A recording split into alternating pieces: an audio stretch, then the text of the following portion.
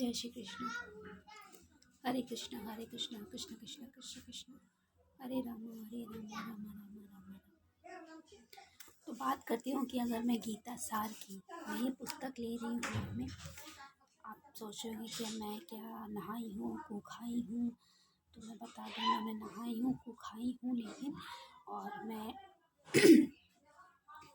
TV देख रही थी सुबह से और कुछ एक दो चार कुछ कर लिया मैंने कार्य,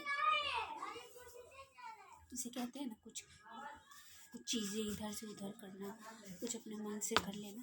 तो वही कुछ इधर का उधर कर लिया मैंने मन से और चेतना से। तो मैं गीता सार पढ़ रही हूँ, गीता सार, और इसका पहला जो पॉइंट है उस पर मैं बात करती हूँ। जो शाब्दिक इसे पढ़ने के लिए कहते हैं हिंदी में, उसका मैं पढ़कर सुनाती हूँ। सांसारिक मोह के कारण ही मनुष्य मैं क्या करूं और क्या नहीं करूं इस दुविधा में फंसकर कर्तव्यच्युत हो जाता है।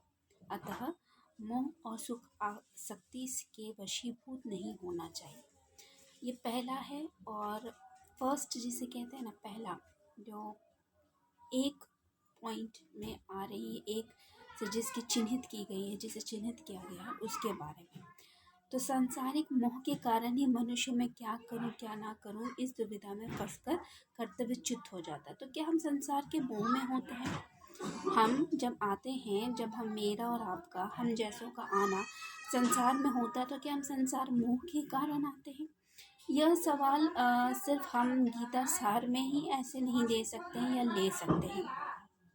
ये डायरेक्ट बताया जा रहा है, सीधे सीधे बताया जा रहा है कि संसार में जब मोह से बंधे होते हैं तो संसार में ही बंध कर रह जाते हैं, क्या करें क्या ना करें।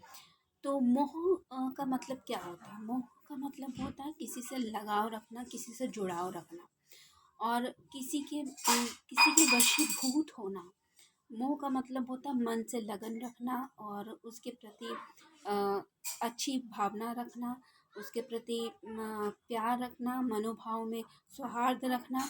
तो मोह का मतलब होता है किसी से लगन लगना, किसी से मतलब संसारिकता, किसी को प्राप्ति में, किसी को वर्तमान में चाहना, जिसे कहते हैं। तो इस मोह की वजह से क्या होता है? अतः मोह या सुख आसक्ति के वशीभूत नहीं होना चाहिए। तो इसका मतलब क्या हो गया कि अगर सुख शक्ति नहीं ले सकते हैं और वशीभूत नहीं होना चाहिए और मोह में नहीं आना चाहिए, तो इसका मतलब क्या? संसार में हमें क्या करें क्या ना करें इस दुविधा में कभी नहीं फंसना चाहिए। तो इस दुविधा में यही कहा जा रहा है कि इस दुविधा में नहीं ही फंसना चाहिए, मतलब ए बुद्धि ही रहना चाहिए। पहला पॉइंट के हिसाब से आता है कि ए बुद्धि ही रहना चाहिए कि क्या करे क्या ना करे, कि इसकी बुद्धि में नहीं जाना। हमें जो जैसा जब जैसा जैसा जो हमारा हमें दुनियादारी में संसारिकता को नियम धर्म अपनाने में जो भी बुद्धि विवेक चाहिए, उसके में दुविधा में नहीं जाना चाहिए कि दुविधा रखें। दुविधा मतलब अच्छा और बुरा में ही सोचें। हमें ये सोचना है कि हमें प्राप्ति क्या करना है, हमारा उद्देश्य क्या, हमें संसार में आए क्यों हैं। इस प्राप्ति की वजह से इस संसार में हमें जो चीज़ भी करना पड़े, जिनके लिए भी करना पड़े, जैसे भी करना पड़े, जब भी करना पड़े, उसे हमें करना है। करे ना करे ये हमें नहीं सोचना है, क्या करे कैसे करे ये सोचना है।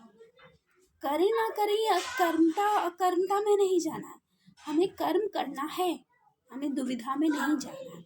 तो ये पहला श्लोक का पहला तात्पर्य है। अभी के लिए मैं इतना ही बता रही हूँ। और ये पहला पॉइंट है जो मैं डायरेक्ट सीधा सीधा हिंदी और सीधा सीधा इंग्लिश के हिसाब से मैं डायरेक्ट बता रही हूँ। जैसे स्कूली शिक्षा और कॉलेज शिक्षा में हमारा पढ़ाई लिखाई होता है, हम लोगों ने पढ़ा है, उस विद्या से मैंने जो सुना समझा वो हिंदी में है। ये मैं संस्कृत नहीं जानती हूँ ज़्यादा, तो उस हिसाब से। हरे कृष्णा।